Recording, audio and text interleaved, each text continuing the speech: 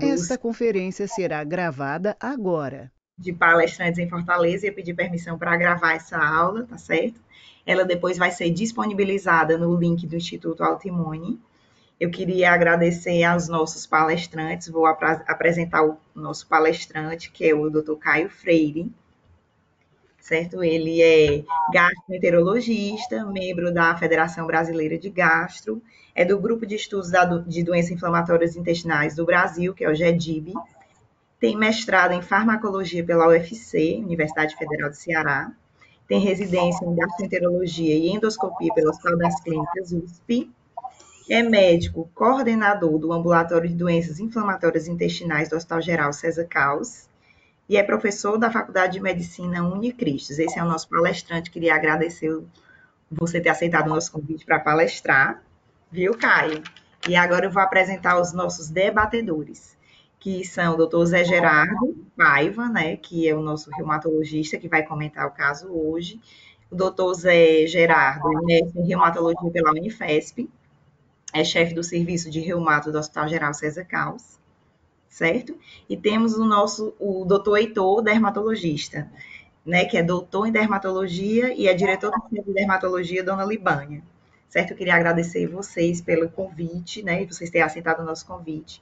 Eu queria enaltecer também o nosso patrocínio pela Janssen, que é uma indústria farmacêutica que sempre é nossa parceira, facilitando educação continuada, né, que é o Instituto Autoimune, e o apoio do Instituto Autoimune, Maria, aí para ajudar a gente em tudo, né, em todas as dificuldades que a gente tem de internet, de tudo é um apoio geral no Instituto Autoimune, né?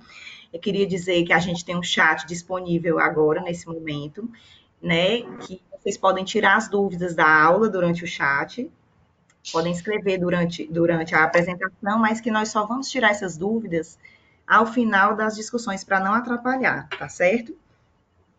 No final de tudo, a gente vai abrir para a discussão dos casos, tirar as dúvidas do chat, né? E eu queria pedir, por favor, para todo mundo desligar o vídeo e o áudio, para não atrapalhar a apresentação do Dr. Caio, tá certo?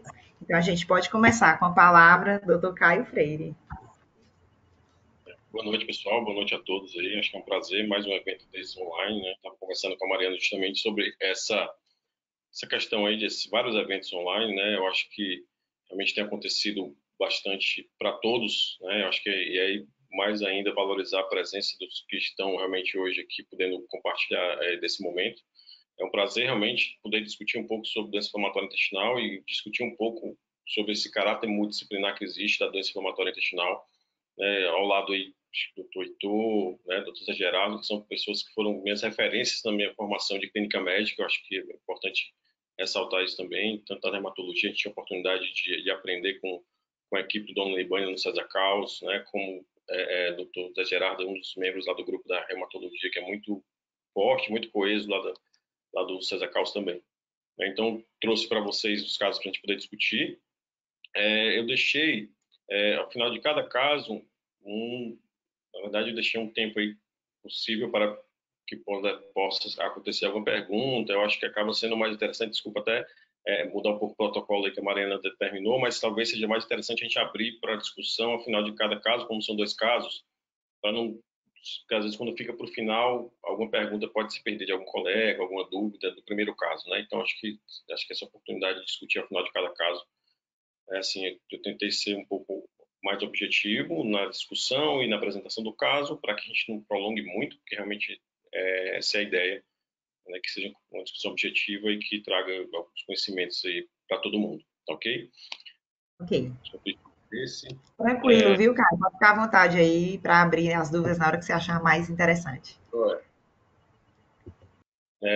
Nossa paciente é uma paciente do sexo feminino, 50 anos, autônoma, parda, natural de São Paulo e procedente de Fortaleza. Ela procurou atendimento médico em 2016, que ela apresentava lesões, uma lesão ulcerada na região areolar da mama, né, com drenagem de secreção purulenta. Na época, não era minha paciente naquele momento, mas essa descrição que a gente tem do prontuário, tendo na época realizado diversos tratamentos de antibióticos por conta dessa lesão que ela tinha na auréola mamária. E sem uma melhora importante do quadro, evoluiu com o surgimento de novas lesões em outros locais, no dorso, em membros inferiores, região inguinal.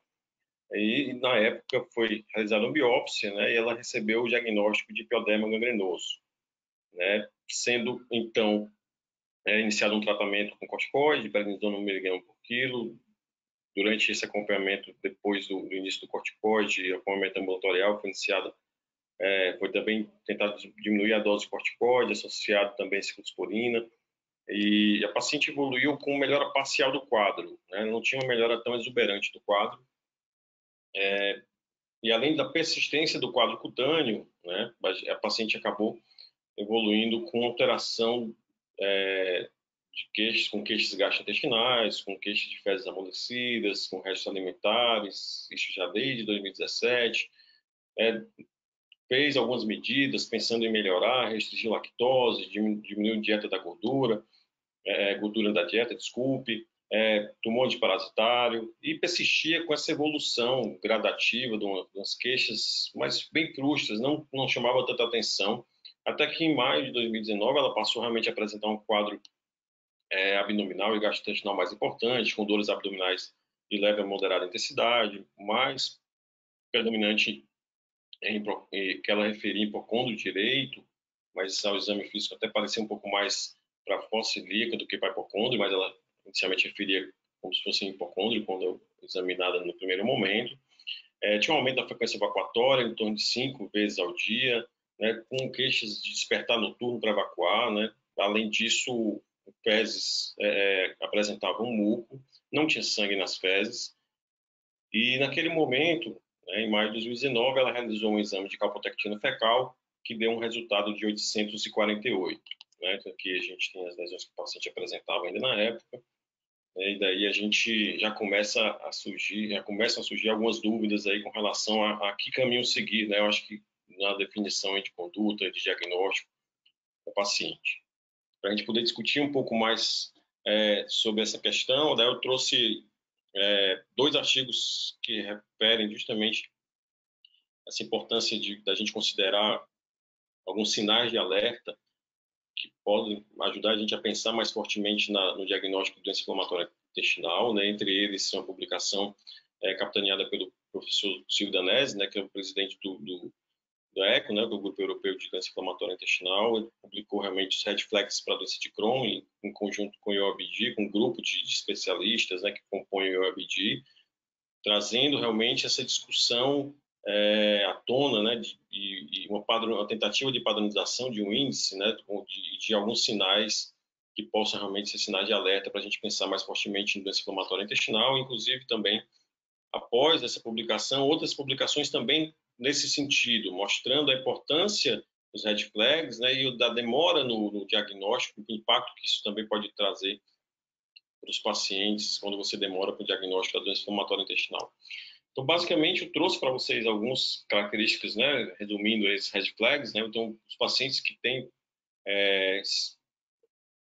sintomas de dor abdominal crônica, maior que 3 meses, presença de urgência evacuatória, presença de diarreia noturna, como a nossa paciente tinha diarreia noturna, a dor abdominal também, a paciente também apresentava, né. Quando tem um histórico de fístula perianal, né, associada ao quadro gastrointestinal, a perda de peso, quando ela passa de 5% do peso corporal nos últimos 3 meses, quando tem algum histórico de parente de primeiro grau com doença inflamatória intestinal, são já alguns sinais, realmente, algumas informações que são importantes para a gente conseguir coletar do paciente, que são considerados como red flags para a doença inflamatória intestinal.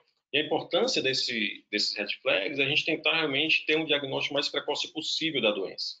A ideia do diagnóstico precoce mas justamente com a intenção da gente retardar a história natural da doença, né? A gente sabe que a doença inflamatória intestinal tem um caráter progressivo de dano estrutural, e aí a gente tenta justamente, dando esse diagnóstico precoce, prevenir ou retardar esse dano estrutural, né, assim, propiciando aí uma terapêutica precoce com melhor prognóstico e evolução da doença inflamatória intestinal. Por outro lado, o diagnóstico tardio, né, ele pode acontecer em alguns casos, né, a gente, nesses casos, ainda consegue pelo menos tentar estabilizar a inflamação, né, ou diminuir a progressão do dano já instalado, né? Então, é importante que a gente pense no diagnóstico, tanto para que haja o diagnóstico precoce, como mesmo havendo diagnóstico tardio, existem os benefícios do diagnóstico, é claro, que é importante, esses artigos acabam mostrando a importância disso. Fazendo interface aí com a reumatologia, né, a gente vê alguns outros artigos também que tentam trazer realmente essa discussão em torno desses red flags, né, não só para o gastroenterologista, para a gente pensar em red flags pensando nas espondartrites, né, mas também para o reumatologista ou para o clínico, né, pensando nos sinais e sintomas como red flags para a doença inflamatória intestinal. Então, esse quadro realmente acaba colocando, né, dessa publicação,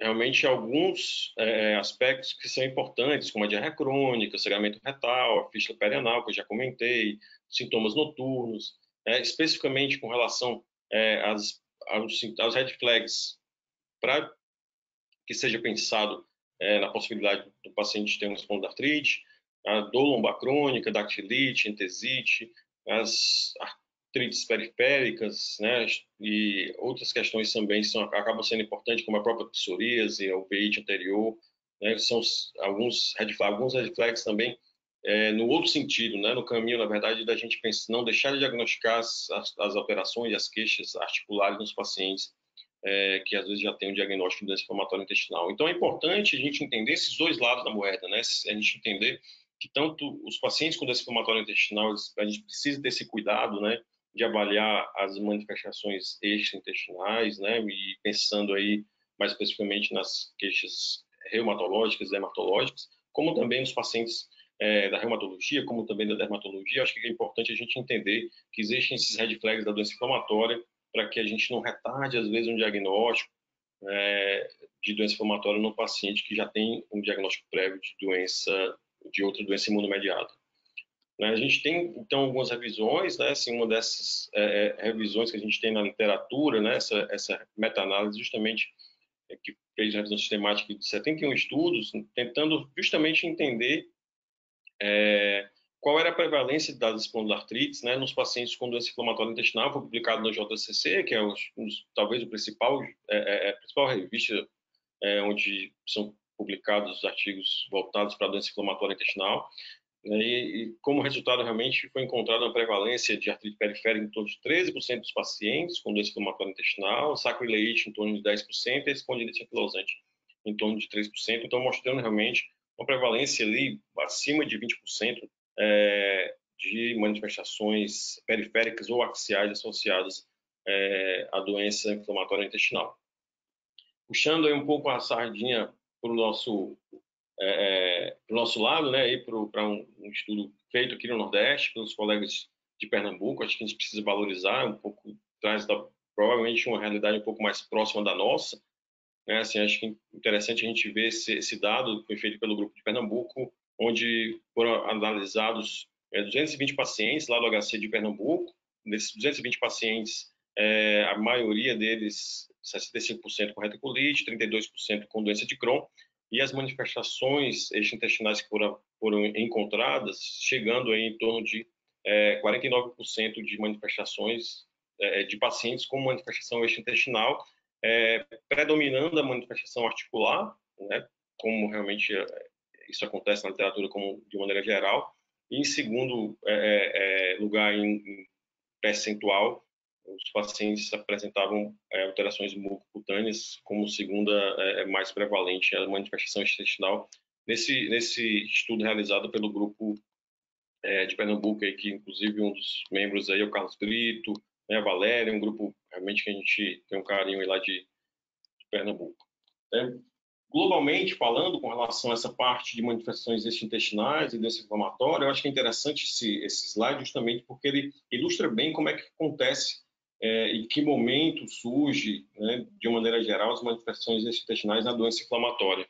Então, em torno de 25% dos pacientes acabam apresentando a manifestação extraintestinal antes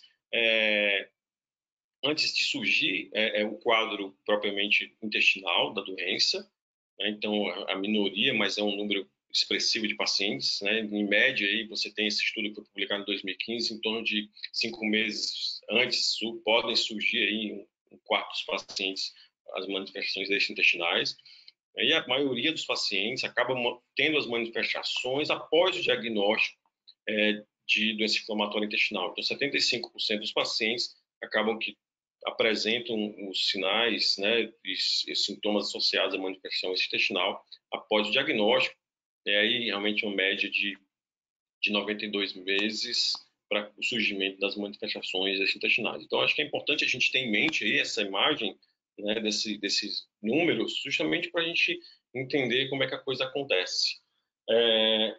O nosso paciente, especificamente, né, a nossa paciente teve essa evolução, né, de um quadro mais recente, de maio de 2019 para cá, com queixas gastrointestinais. Assim, o GDIB, que é o Grupo Brasileiro de Doença Inflamatória, ele tem um aplicativo com vários índices, dentre esses índices, o índice justamente de alerta para a doença de Crohn, né, que é baseado naqueles red flags que eu comentei com vocês. A gente fiz o print aí do aplicativo, justamente para ajudar aí os colegas gastroenterologistas, ou mesmo não gastroenterologistas, que possam depois usar esse aplicativo, né, e usar esse índice. Então, especificamente para a nossa paciente, a gente calculando o índice, né, envolvendo aqueles red flags, chegou um total no somatório de pontuação dos red flags de 10, e aquele artigo mesmo, o professor Silvio Danese coloca como a pontuação maior ou igual a 8, né, realmente considerar mais fortemente o diagnóstico de doença inflamatória intestinal, especificamente doença de Crohn, né, e encaminhar no caso, se não for um gastroenterologista, encaminhar para um gastroenterologista para poder ajudar aí nesse segmento desse diagnóstico da doença inflamatória intestinal. Voltando também para o caso, né, outra questão que eu acho que é relevante no caso é a calprotectina fecal. Assim, a calprotectina fecal deu um valor de 848. Os colegas da gastroenterologia têm um pouco mais de vivência com a dosagem da calprotectina fecal, mas os colegas não gastroenterologistas têm menos essa experiência. Eu acho que é interessante, então, a gente, além dos red flags, né, da doença inflamatória, a gente falar um pouco realmente da calprotectina, por conta de ser um exame que cada vez mais está disponível no nosso meio, né, já existe uma tentativa de incorporação dentro do rol da ANS da calprotectina fecal. Então, assim, a ideia realmente com o tempo é que seja um exame mais disponível, de melhor acesso, então vai ajudar também como uma ferramenta a mais aí para o segmento. Por que vai ajudar? Né? A calprotectina fecal, só para a gente entender, é um marcador realmente, está associado a leucócitos liberados nas fezes, né, nos leucócitos intestinais, e tem uma faixa aí de normalidade, né, que é justamente essa faixa abaixo de 50 microgramas por grama. Você vai dosar nas fezes a calprotectina, e aquela paciente que tem uma dosagem abaixo de 50 microgramas por grama é considerado como um valor normal de calprotectina. Se o paciente tem uma calprotectina acima de 200 microgramas por grama, normalmente você considera um valor elevado de calprotectina pelos testes que a gente tem disponível no nosso meio, realmente é considerado acima de 200 um valor alterado e elevado de calprotectina. Existe aí uma zona incerta, uma zona cinzenta, entre 50 e 200, realmente, que eu vou depois citar para vocês, algumas possibilidades diagnósticas que existem, outras doenças que podem também alterar a calprotectina, não só a doença inflamatória intestinal altera a calprotectina. É importante ter isso em mente também, não é um exame que dá diagnóstico de doença inflamatória intestinal, a gente não tem nenhum exame específico patognomônico, mas é interessante a gente entender dentro do contexto que é um exame que pode ajudar. A calprotectina tem um alto valor preditivo negativo, então é interessante imaginar que os pacientes que têm o valor abaixo de 50, então realmente é bem importante a gente ficar certo desses pacientes não terem inflamação intestinal, né? Então é interessante a gente imaginar a importância pelo alto valor preditivo negativo. Assim, e quando você tem valores mais elevados, né, tem alguns estudos, tem um estudo da Mayo Clinic, que é bem conhecido, também bem difundido na gastroenterologia, que considera os valores não de 200, mas de 250 como um cutoff relevante para você pensar mais fortemente em doença inflamatória, mas de uma maneira geral, acima de 200, a gente já começa a pensar na possibilidade de uma alteração possível, né, de inflamação intestinal. E eu acho que é interessante esse gráfico, porque ele mostra também alguns aspectos que são úteis para o nosso dia a dia do tratamento e do segmento, também desde o diagnóstico da doença inflamatória. Então, às vezes, o paciente, no momento do diagnóstico, ele pode ter uma calprotectina elevada, né, e ao longo do tempo, com o tratamento, você consegue baixar os níveis de calprotectina, né, normalmente abaixo de 200, nem sempre consegue abaixo de 50, né, mas eu acho que no segmento de tratamento da doença inflamatória, você deixar abaixo de 200 já normalmente é um dos objetivos que a gente consegue ficar bem satisfeito em termos de resposta, quando você não precisa chegar abaixo de 50. Mas ao longo do tempo, você pode ter momentos onde a calprotectina pode voltar a subir, né, normalmente mostrando que você pode ter um flare de uma retocolite, uma agudização da doença de Crohn, e daí a gente precisa intervir, porque esse momento aqui, às vezes, pode até, sem um exame endoscópico ou sem um outro exame, já dar um sinal de uma piora da doença ou agudização do processo inflamatório do intestino. Então, é relevante, por ser um exame não invasivo. Durante a pandemia, foi um exame extremamente valorizado, porque a gente tinha e tem ainda, e menos agora, mas principalmente no período mais crítico, uma restrição muito grande com o exame endoscópico, pela possibilidade de se formar aerossóis no ambiente da sala de exame de endoscopia e o risco de disseminação do novo coronavírus. Então, eu tinha sempre a preocupação do exame endoscópico nesse período de pandemia, e a calprotectina, os guidelines, as recomendações internacionais e nacionais acabaram valorizando muito a calprotectina nesse momento aí de pandemia.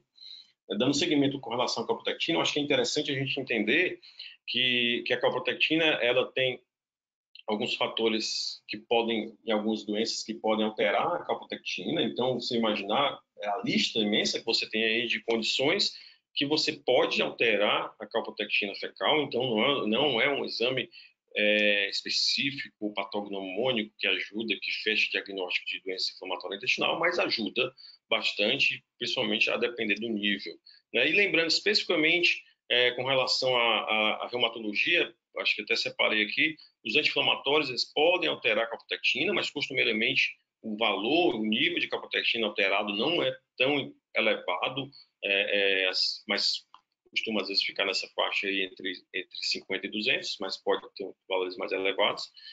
Mas é importante lembrar que o anti-inflamatório também pode alterar a calprotectina, e especificamente também na gastroenterologia, lembrar que o próprio IBP, que é uma medicação extremamente utilizada no nosso dia a dia, às vezes também pode afetar e alterar a calprotectina fecal, mas ressaltando e relembrando que os níveis de calprotectina nessas outras etiologias, né, costuma não ser tão elevado na grande maioria das etiologias, como a propodose celíaca, gastrite por H. pylori, enfim, várias outras entidades que você pode alterar a calprotectina, mas os níveis não costumam ser tão elevados. Eu trouxe esse dado, que eu acho que é de um estudo envolvendo aí a calprotectina, o risco de doença inflamatória intestinal e aí a concomitância do uso de anti-inflamatórios e bloqueadores de TNF-alfa, né, um estudo mais da reumatologia, né, foi um estudo longitudinal, onde foram avaliados 204 pacientes ao longo de 5 anos, e os pacientes que tinham calprotectina fecal acima de 500 foram submetidos à colonoscopia, né, onde realmente foi encontrado uma incidência maior de doença inflamatória intestinal nesse grupo de pacientes, chegou-se a uma incidência de 1,5% naqueles pacientes com a calprotectina maior, então uma incidência maior do que a população em geral, mostrando aí a importância da calprotectina aí como um possível marcador realmente, que ajuda a entender a existência de uma inflamação intestinal.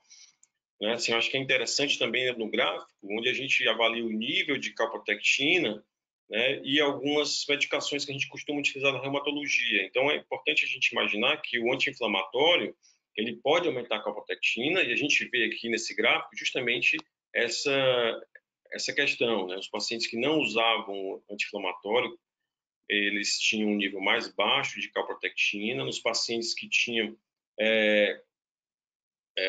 uma utilização de anti-inflamatório mais sob demanda, eles tinham um nível um pouco mais elevado de calprotectina, mas esse número não mostrava uma diferença significante entre os dois grupos, mas numericamente era um valor maior de calprotectina no grupo que usava sob demanda aí o anti-inflamatório, e aqueles pacientes que usavam anti-inflamatório diariamente, eles tinham um nível de calprotectina ainda mais elevado, né? E quando a gente compara com o grupo que não usava calprotectina, existia uma diferença estatística realmente dos dois grupos, mostrando que o uso diário de anti-inflamatório pode impactar no nível de calprotectina e isso ser até um fator confundidor, talvez, no diagnóstico desse inflamatório, mas isso tem que ser pesado também. Eu acho que é como realmente uma perspectiva a mais aí de avaliação dos pacientes, a dosagem da calprotectina.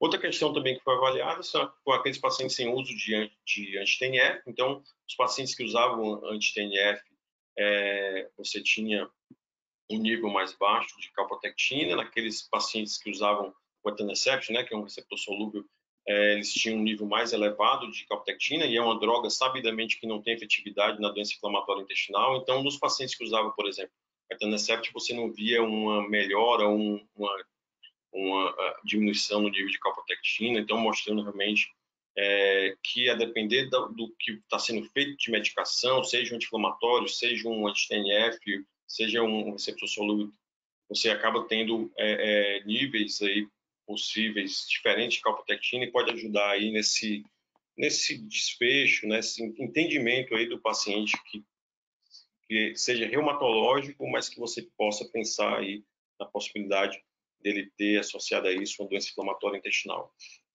Aí já saindo da patologia e indo mais para os quadros funcionais, eu acho que eu trouxe essa recomendação do guideline da Associação Americana de Gastroenterologia, um guideline do ano passado, recente, o último guideline da AGA com relação à síndrome da intestino irritável, naqueles pacientes com espectro de diarreia, né, predominante. Há uma recomendação da AGA justamente nesses pacientes de utilizar a calprotectina fecal, né, ou a lactoferrina fecal, que é um exame que não tem disponível no nosso meio ainda, né, mas a gente tem a calprotectina como uma possibilidade aí numa avaliação diagnóstica aí dos pacientes com síndrome do intestino irritável no espectro de diarreia, justamente por ser uma medicação, um exame que tem um alto valor preditivo negativo, então ajuda aí nesse contexto aí da investigação da síndrome do intestino irritável nos pacientes com diarreia. E outra recomendação que eu acabei colocando aqui, mas justamente eles reforçam, né, eles sugerem realmente, contrariamente, o uso de VHS, PCR, como uma forma, como um marcador, né, assim, de você considerar uma avaliação inflamatória do intestino, né? Então acho que é importante justamente essa negativa, né? Porque às vezes a gente acaba olhando para VHS, PCR como possibilidade também de avaliar a inflamação intestinal, mas nesse contexto de avaliação dos pacientes com intestino irritável, a Associação Americana ela não considera esses marcadores séricos aí para avaliar esses pacientes. Então, voltando para o nosso caso, né, acho que quase que a gente esquece dele, mas vamos seguir aí com o caso. O paciente tinha um histórico de osteoporose, tinha um histórico prévio também de cirurgia plástica, né, com colocação de prótese mamária, né, isso foi antes daqueles eventos, né, quando surgiram as lesões cutâneas, né, justamente que ela tinha lesões na auréola mamária, né, então ela já tinha submetido antes a colocação de prótese. Não tinha outros históricos de tuberculose, neoplasias, né, assim, não era tabagista, etilista. Tinha um histórico de um pai com hipertensão, um filho com um problema, com realmente um quadro bem complicado de um melanoma. Realmente o paciente ela realmente tinha uma demanda da parte psiquiátrica também bem importante por conta desse problema com o filho. Né? Não tinha outras queixas prévias associadas ao trato intestinal e com relação à investigação de órgãos e aparelhos, ela referia a recorrência também em episódios de abscessos orais. Os exames mostravam uma anemia, né, uma anemia com BCM um pouco mais baixo, realmente com um padrão inflamatório aí com elevação da PCR, né? Então a gente vê realmente que tinha inflamação, mas daí a gente não dá para inferir que essa inflamação fosse da doença inflamatória, porque a paciente já tinha um quadro aí da pioderma, né? Assim, além disso, alguns outros exames acabam mostrando esses mais recentes, uma deficiência de vitamina B12, um ácido fólico também um pouco mais no limite inferior da normalidade, mais para baixo do ácido fólico, né? Uma albumina de 3,4, creatinina normal, estudo para doença celíaca sem alterações. Além disso, também foram feitas outras avaliações, teste oral tolerância à lactose, alguns exames de fezes foram para avaliar também o quadro, né, para descartar inclusive outras etiologias que poderiam estar associadas, como Clostridium, que foi afastado, né, outras avaliações também desabsortivas, né, pesquisa de gordura nas fezes foi negativa, não tinha leucócito nas fezes. Assim, que é interessante justamente essa questão, né, a calprotectina bem elevada, mas um exame mais antigo, né, que a gente tinha acesso antigamente, que era a pesquisa de leucócito, realmente não mostrava alteração.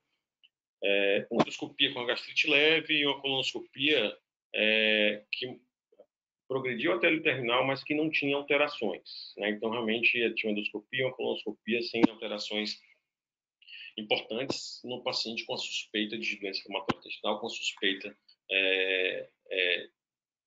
por conta da calprotectina, dos sintomas gastrointestinais, e daí foi sugerido que o paciente fizesse um exame de enterotomografia.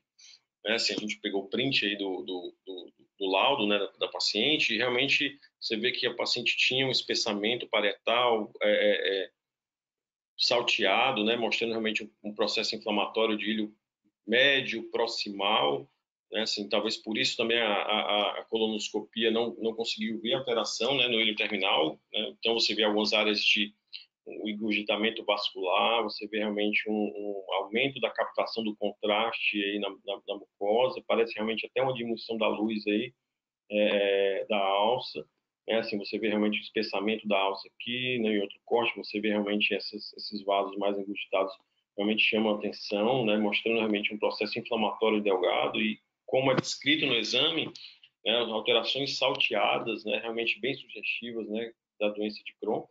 Assim, a enterotomografia também, com relação a outras avaliações, não viu fístulas, coleções intraabdominais, que a gente acaba também avaliando. Nesse contexto, então, a paciente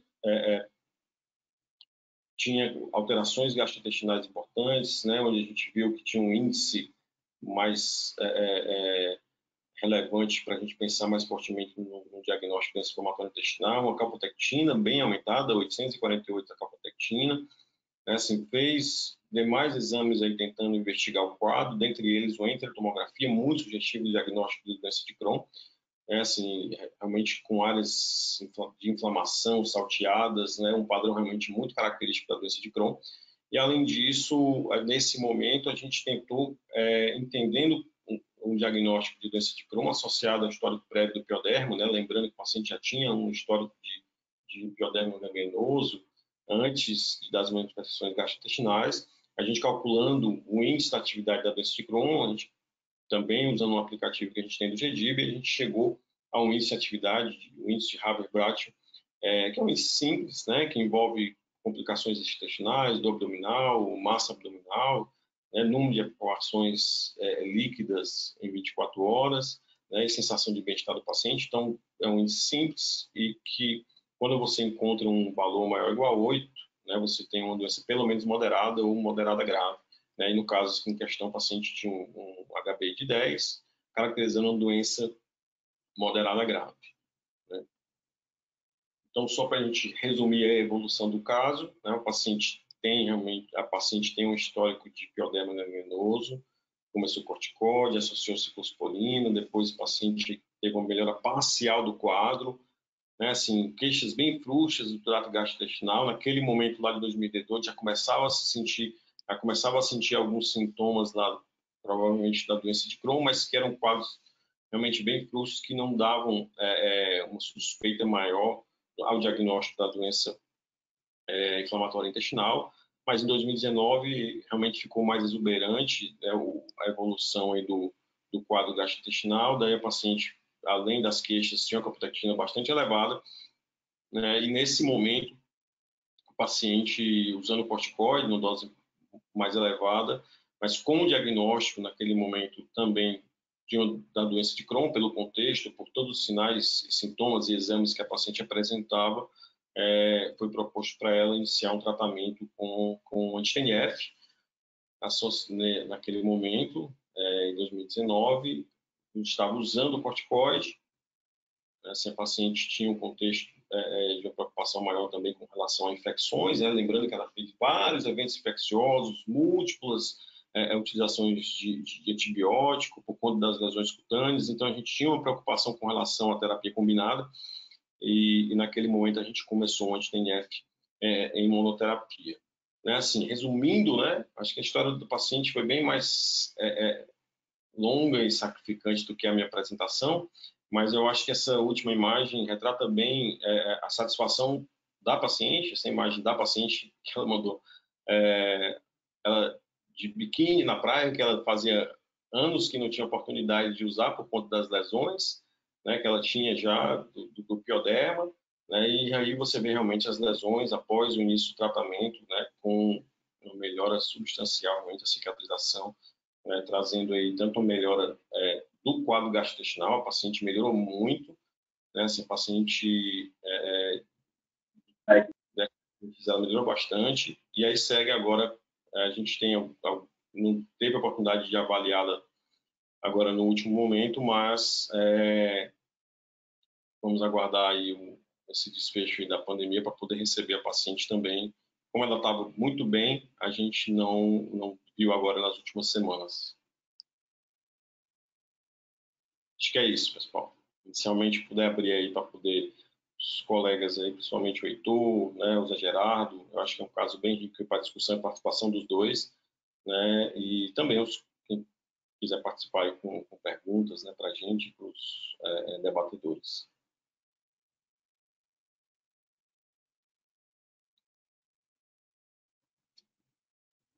Doutor Zé, se o senhor quiser fazer algum comentário, pode ficar à vontade.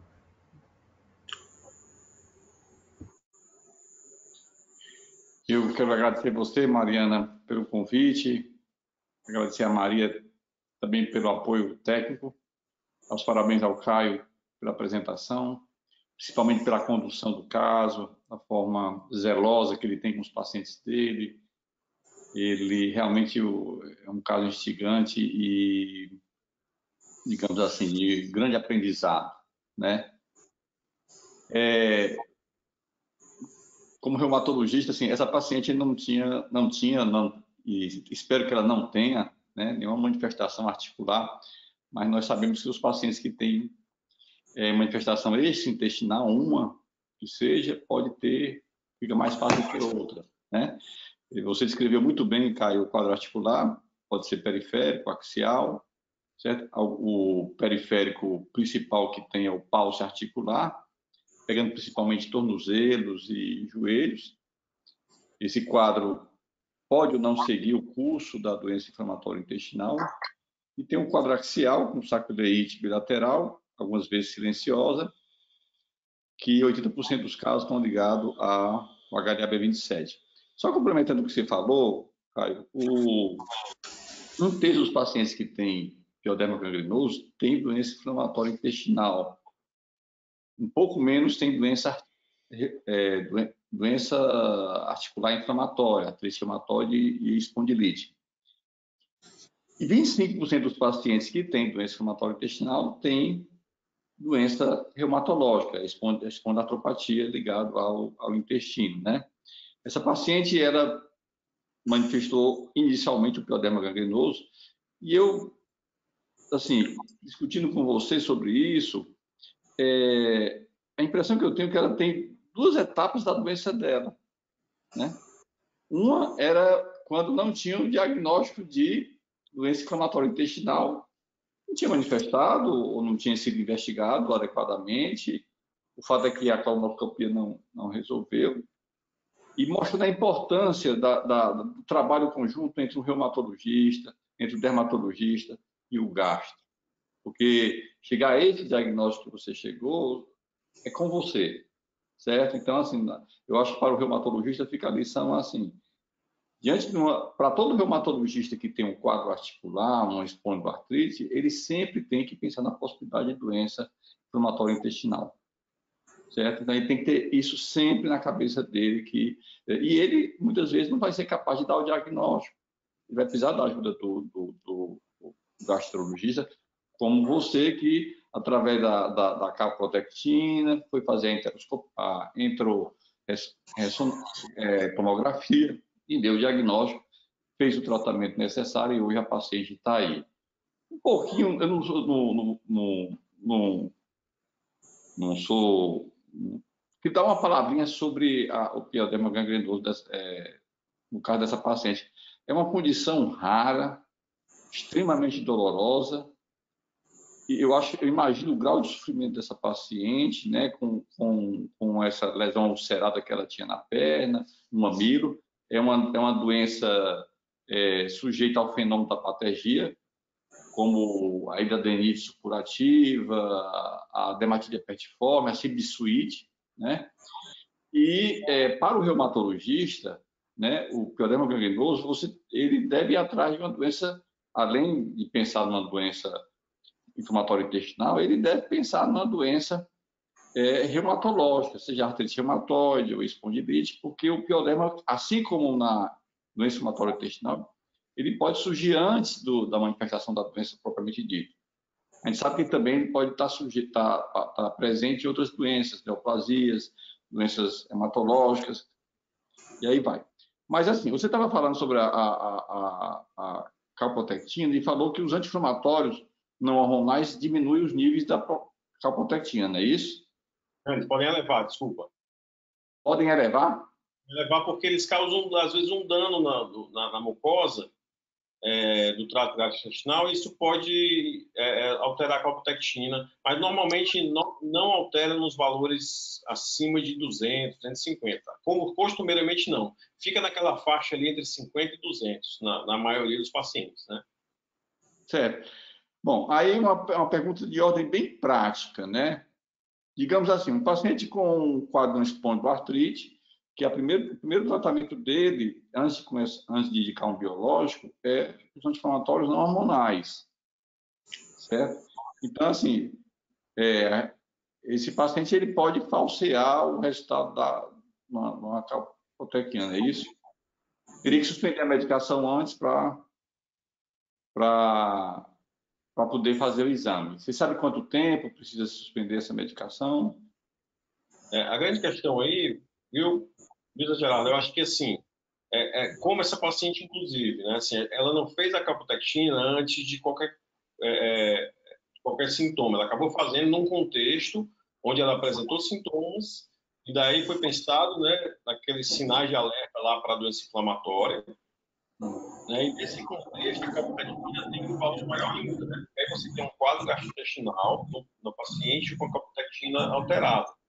Né, assim, quando a calprotectina tem um valor aí, realmente nessa faixa de 50 e 200, via de regra a gente acaba atribuindo, se faz uso anti-inflamatório, é mais provável que seja pelo uso anti-inflamatório.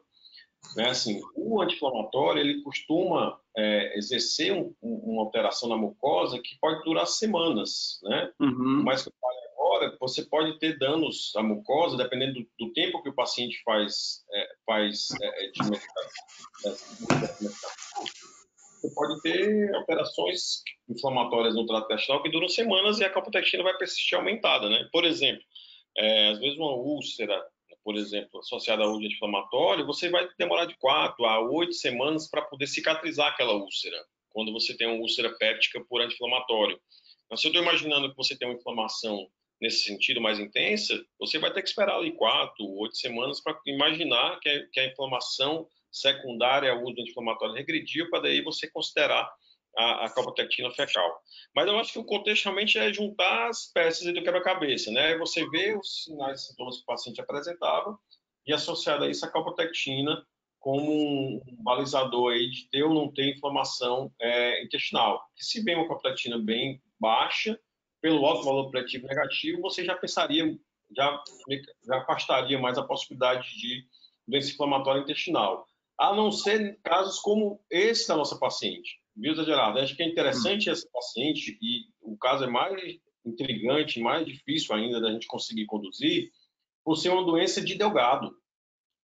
Né? Assim, a paciente ela fez colonoscopia sem alteração na colonoscopia, e muitos colegas, né, têm a ideia da doença inflamatória com alterações na colonoscopia, né? Porque realmente a maioria dos pacientes altera a coluna.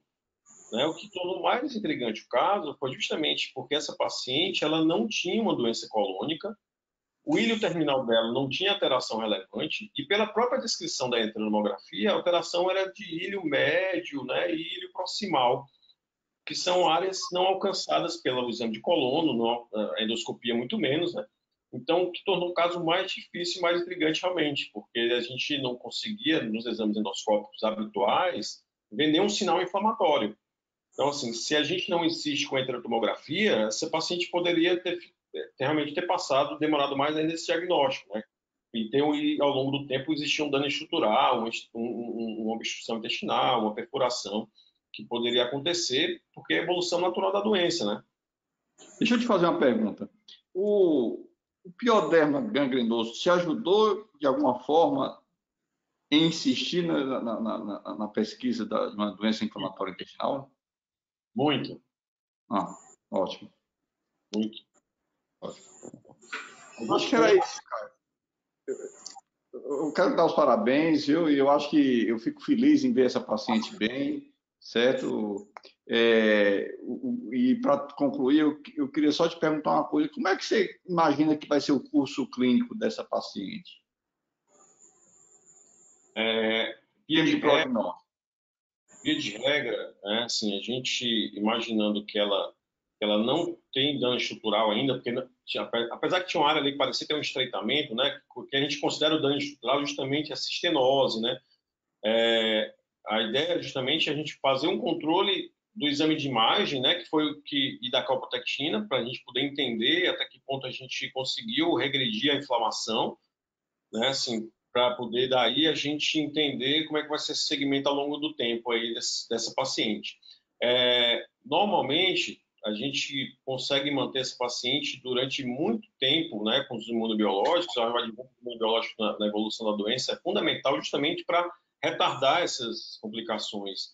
Né? Assim, a ideia é a gente manter a imunoterapia, como ela vem fazendo, né? Ela tinha uns eventos infecciosos, né? Caso aconteça, né, algum sinal de falha, que aí ou por quadro clínico, ou por alteração da calprotectina, ou por alteração da enterotomografia, ou podem surgir alterações no colono posteriormente, isso ela não está isenta, né? A doença ela pode progredir depois para o cólon. Caso aconteça, a gente tem algumas estratégias a fazer, né? Quando a gente faz a terapia biológica. Via de regra, o que a gente acaba fazendo é a gente aumenta a dose do anti-TNF que a gente está utilizando, né? Se é infliximab, a gente ou dobra a dose para 10 miligramas por quilo a cada 2 meses, ou a gente encurta ali o período 5 miligramas a cada mês, né? E se é da limumab, a gente acaba deixando a aplicação semanal, né? Agora sim, aí até vou trazer um pouco essa discussão à tona no próximo caso, né? Que é a questão do nível sérico, né? O paciente com terapia biológica na gastro, né, assim, especificamente os anti-TNF, infliximab, adalimumab, a gente já tem disponibilidade, né? A gente, inclusive, no César Carlos, a gente tem essa possibilidade, né? A gente já conversou até com vocês, né? O pessoal da reumatologia, que se precisarem, a gente tem a possibilidade de dosar nível sérico, né, dos pacientes de infliximab e ADA. E na falha, né, eu acho que o maior embasamento que existe ainda hoje na literatura, na gastroenterologia, né, assim, de abordagem na falha terapêutica, é justamente o nível sérico nesse momento da falha. Então, uma possibilidade para essa paciente, por exemplo, que ela está hoje com anti-TNF e monoterapia, e se começar a falhar, eu tenho dois caminhos. Antes até de eu aumentar a dose do anti-TNF, o que eu posso fazer como estratégia? Se o nível sérico estiver baixo do anti-TNF, se eu associar o imunomodulador, azathioprina, metexate, isso já tem estudos mostrando que a gente consegue, com a associação do imunomodulador, eu elevo o nível sérico do anti-TNF e às vezes eu consigo, com essa estratégia, associando o imunomodulador ou a azathioprina, eleva o nível sérico do anti-TNF e aí você consegue depois um controle melhor da doença com a associação do imunomodulador. Então, seria uma estratégia para essa paciente também, já que ela está em imunoterapia. Ok. Obrigado, cara.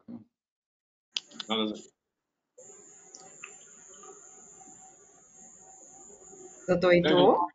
Pronto, vamos lá. Caio, meus parabéns aí pela apresentação. Obrigado, Mariana, Caio, pelo Prazer e a honra estar aqui com vocês e meu amigo Zé Gerardo, que é minha grande referência reumatológica aqui no Ceará. Então, muito obrigado pela presença. Eu achei esse caso interessante e, assim, vale dizer para a gente da Dermato, o pioderma ele é um marcador.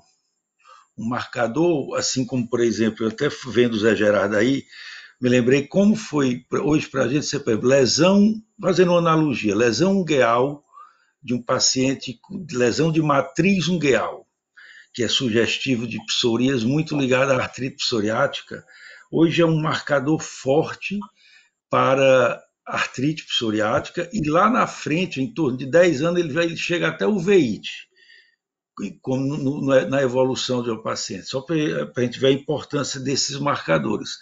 O pioderma, sim, ele chega a ser de 50% a 70% dos casos de pioderma é marcador de alguma doença sistêmica.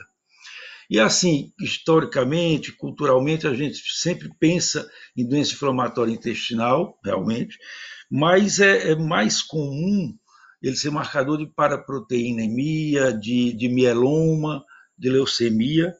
E esse caso aí, e aí você vem depois para as doenças reumáticas, como o Zé Gerardo já falou bem, artrite reumatoide, espondilite, hepatite crônica ativa, não negligenciar uma coisa chamada dessa. Essa paciente tinha afta, história de afta. Então, o pioderma também é um marcador para doença de BC, e aí tinha que ver o que é que essa paciente se tinha lesão genital, até para a gente ver por que eu estou falando de todas essas coisas, vou já chegar lá. E tem neoplasias, é claro, foi pesquisado, é outro marcador de HIV e por aí vai. Mas, enfim, tem uma coisa que chama essa paciente, ela tem uma forma ulcerada, né, do pioderma, você tem as formas mais raras, que é a forma mais associada à doença inflamatória é a forma pustulosa do pioderma gangrenoso, que é meio raro.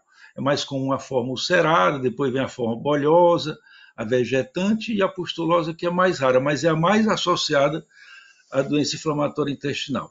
Mas uma coisa interessante, o Zé Gerardo está aí no ar ainda, não é, Zé Gerardo? Tô sim. Pronto. Essa paciente ela tem a história do silicone, prótese mamária.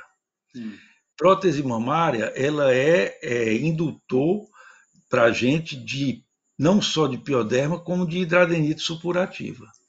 E tem um negócio que é polêmico, mas é polêmico, a culpa disso aí é a turma do Zé Gerardo, a reumatologia, inventou um tal negócio chamado de síndrome ásia, né? Não é isso, Zé Gerardo? É aquela síndrome autoimune induzida por adjuvante. Então, a gente não pode menosprezar o primeiro local desse pioderma gangrenoso ser no local onde tinha uma prótese.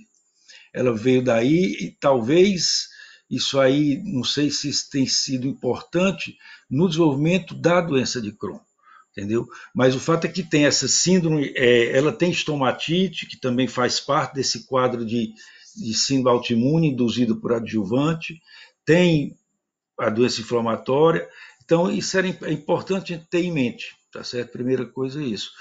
E aí verificar, será que isso não tem uma relação com esse quadro meio atípico também da doença inflamatória intestinal, tanto em termos de localização, principalmente em termos de localização, uma doente com um colo normal, né, Caio, sem alteração na endoscopia.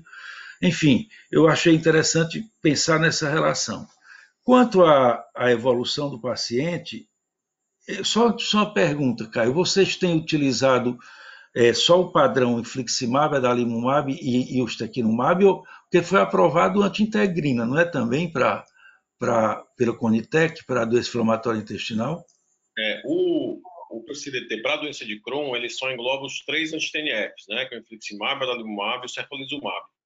Uhum. Então, para Crohn, a gente tem essas 3. Recentemente, o da retocolite, né, vou falar um pouco depois também na próxima apresentação, no próximo caso, já englobou o vedolizumab e o infliximab para retocolite. Só para retocolite. Para retocolite, tá certo. Eu vi essa resolução da Conitec. Então, no tratamento, apesar formalmente a droga de escolha do pioderma gangrenoso ser a terapia de primeira linha ser corticoide, realmente, como foi feito nessa paciente, a gente vê hoje resultados muito bons e tem várias publicações com clofazimina, e a clofazimina hoje a gente sabe que ela hoje, por exemplo, é um grande poupador de corticoide no eritema nodoso rancênico.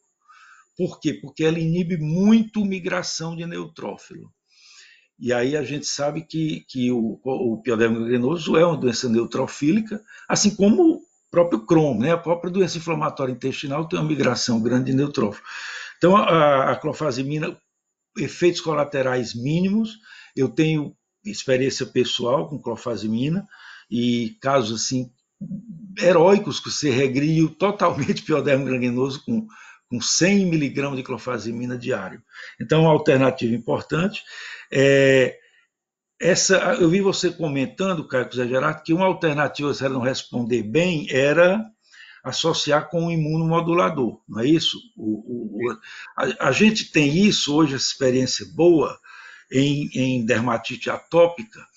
Você começa o anti-L4, que é o do Dupilumab, o paciente responde bem, bem, bem. Quando ele começa a perder alguma resposta, a gente associa ciclosporina numa dose baixa, a melhora é espantosa. Depois você consegue reduzir a ciclosporina e mantém no anti-L4 o paciente bem melhor. Então, só para corroborar essa ideia de não... Você pode tanto aumentar a dose, né, reduzir o tempo entre a dose, que é outra estratégia, ou associar um imunomodulador. Então, e já falando, a ciclosporina é também nossa, eu chamaria de as drogas de segunda escolha, que é clofazimina e ciclosporina, mas eu, particularmente, hoje em dia, pioderma gangrenoso, eu tenho até começado com essas drogas de segunda escolha, porque eu vejo muito bom resultado. E o que é que fica de lição para mim e para todo mundo da dermatologia é olhar sistemicamente para o pioderma gangrenoso, porque você sempre vai, sempre não, mas até 70% dos casos você vai encontrar alguma manifestação sistêmica associada a esse pioderma gangrenoso.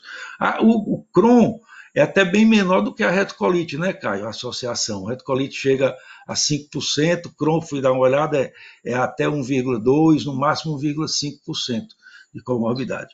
Mas você tem todas as outras doenças, no caso, essa paciente que tinha também estomatite, deve estar relacionada a esse fenômeno autoimune, aí eu volto a perguntar, não, queria ouvir o Zé Gerardo sobre essa história da Ásia, que é a síndrome dos reumatologistas aí. Mas é mais ou menos isso, no outro caso a gente vai voltar a falar, e muito obrigado pela participação. Volto a dizer, é um caso muito interessante, até a clínica, a lesão, esse aspecto dessa cicatriz, é a chamada cicatriz em papel de fumo, né?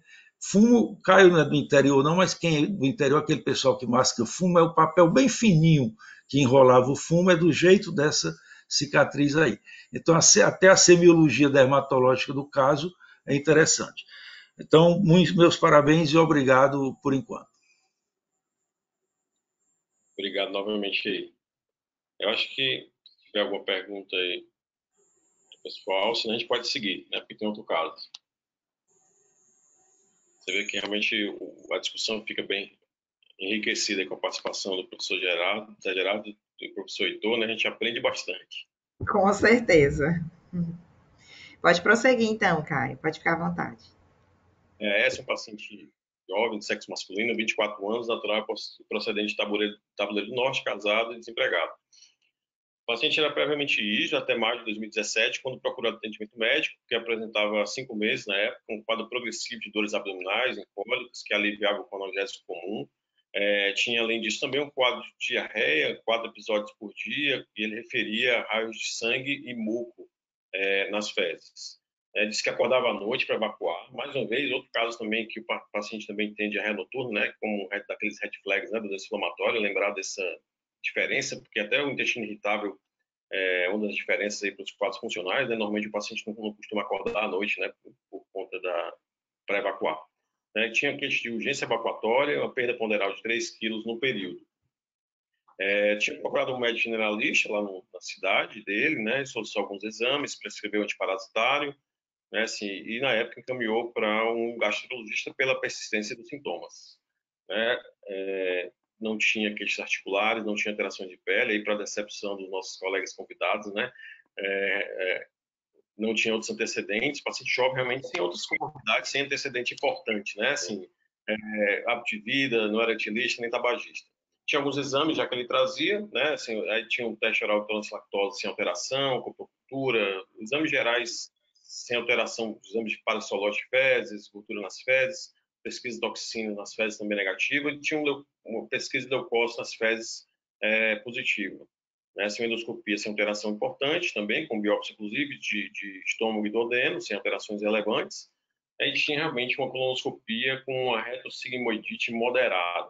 Né, tinha um apagamento difuso dos vasos, com essas erosões aí que a gente vê mais na região do reto e do sigmoide. Né? Então, a biópsia com infiltrado inflamatório, com infiltrado neutrofílico, né? Alteração das criptas, assim, realmente mais sugestivo da hipótese diagnóstica de retocolite.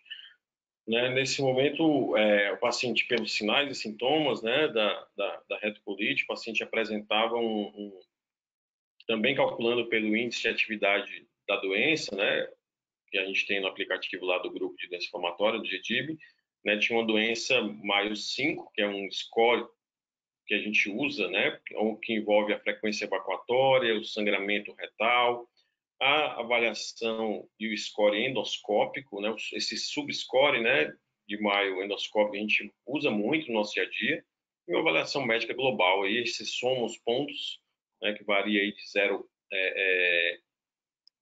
a 12, e daí o paciente, normalmente, que tem uma pontuação aí acima de 6, 7 em diante, normalmente, tem uma doença moderada, e acima de 10 é doença grave.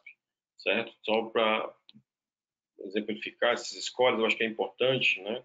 Justamente eu coloquei o HBI, coloquei o MyScore, porque muitas das vezes os pacientes, quando a gente indica o tratamento, principalmente a terapia biológica, né? Tanto no público como no privado, às vezes também, a gente precisa colocar esses índices de atividade da doença para a gente até justificar porque a gente está indicando o tratamento. Então, acho que é importante a gente entender a necessidade desses índices.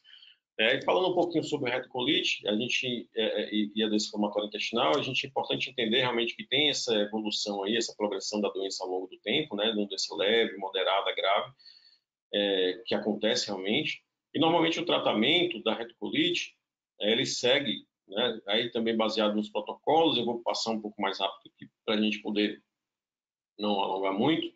A gente normalmente, na doença mais leve, a gente faz tratamento tópico, na doença mais distal, a gente faz aminosalicilatos na doença quando já comete não só ali o segmento distal, a gente faz terapia oral com aminosalicilatos. A gente acaba usando corticoide às vezes, principalmente nos flares da retocolite, principalmente, nessas agudizações, e às vezes no início do tratamento a gente costuma muitas vezes precisar do corticoide como uma droga que age mais rapidamente na doença, né, e que também ajuda ali no início ali da redução do tratamento.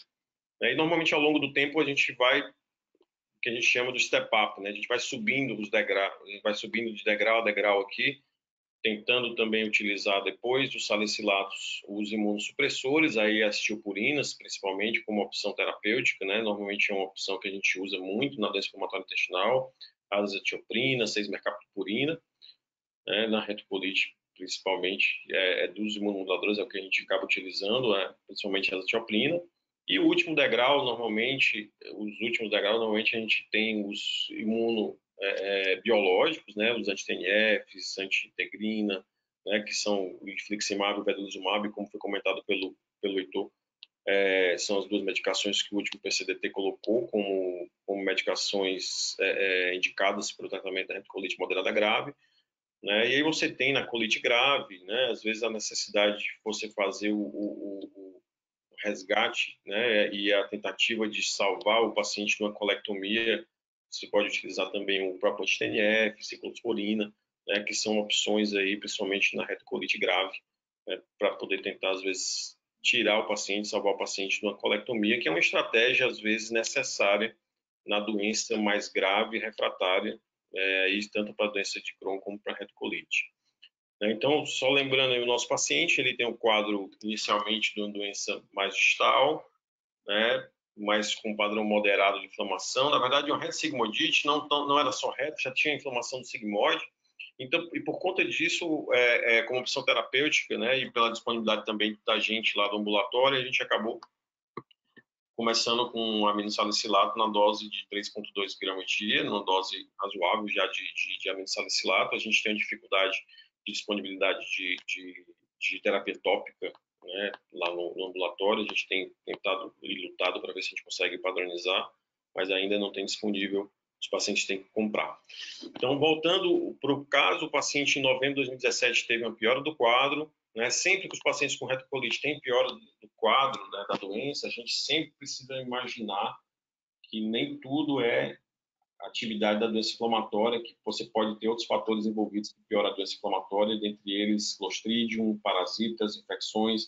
Então, sempre lembrar aí dessas possibilidades, né? O paciente estava em uso naquele momento de mesalazina, ele estava em dose um pouco maior ainda de mesalazina, com corticoide. Ele tinha, por conta dele mesmo, aumentado o corticoide, já estava usando, tentou desmamar e não conseguiu, né? Porque ele teve uma nova agudização, a gente às vezes precisa fazer o corticoide. E já numa perspectiva aí, realmente de refratariedade aos aminosalicilatos, ele já estava numa dose realmente de 4 gramas, né, com bastante sintomas e os exames mostrando, inclusive, uma queda da hemoglobina, né, o leuco piorando um pouco mais, piora das provas inflamatórias do PCR. Então, mostrando realmente uma doença evoluindo o padrão de inflamação e não controle aí com o tratamento que vinha sendo feito, então foi associado ao imunossupressor. A gente costuma fazer nessa progressão, a gente começa com dose de 50 miligramas, né? Normalmente a gente avalia o paciente com relação à possibilidade de eles fazerem leucopenia, né? Nas primeiras semanas, né? Para depois a gente progredir a dose para pelo menos aí 100 miligramas de dia, depende do peso, né? A gente costuma fazer 2 a 2,5 miligramas por quilo. Então, o paciente que vinha com a mesalazina numa dose 3,2, que não respondeu satisfatoriamente, né? Persistia aí com mais 6 aí, então evoluindo com doença já moderada de radioatividade, então foi associado o imunossupressor, né, uma tentativa de progressão aí do tratamento, do step-up, né, e o paciente seguiu ainda ao longo do tempo, resumindo, né, mas ele teve um momento de melhora e depois volta a ter uma piora do quadro, e já em janeiro de 2018 o paciente realmente evolui com piora do padrão evacuatório, contra evacuações por dia, fezes com muco, sangue, urgência evacuatória, com dores abdominais com mais intensidade, umas dores moderadas em abdômen, e nesse momento o paciente fazia uso de mesalazina, 100 mg de azitioprina e fazendo corticoide 10 mg, que ele não conseguia desmamar. Assim, e foi então realizada uma nova colonoscopia, né, e a colonoscopia mostrou um processo inflamatório já mais extenso, aí já acometendo também o cólon transverso, né, com úlceras coalescentes, com recobertas de fibrina, com subscore Mayo 3, né, daquele score de Mayo, a gente acaba utilizando muito esse subscore endoscópico, né, que é o 3 é o intenso, a inflamação intensa, que é o maior índice possível desse subscore, né? Então, mostrando realmente uma doença progredindo ainda mais, apesar do paciente fazer uso de aminosalicilato, de 100 mg de azitioprina, e ainda não conseguindo diminuir a dose de corticoide, né? Caracterizando aí como uma corticodependência, que às vezes é um motivo a mais para a gente imaginar a necessidade de progressão do tratamento do paciente. Então, o paciente tinha ainda alteração de prova inflamatória, a hemoglobina caindo um pouco mais. Nesse momento, a gente teve a oportunidade, né, de dosar calprotectina fecal no valor de 370. Tinha ainda realmente uns índices de ferro no limite inferior à normalidade, mas eu não comentei aqui, mas em algum momento o paciente já tinha feito reposição de ferro, inclusive